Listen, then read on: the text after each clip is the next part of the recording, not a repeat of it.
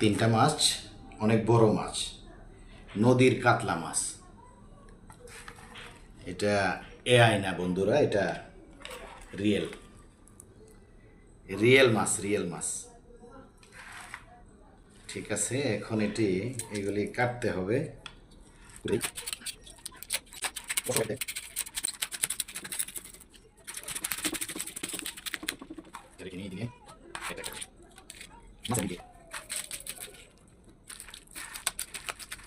মাছ কোটাটাও একটা শিল্প, সবাই এই কাজ পারে না।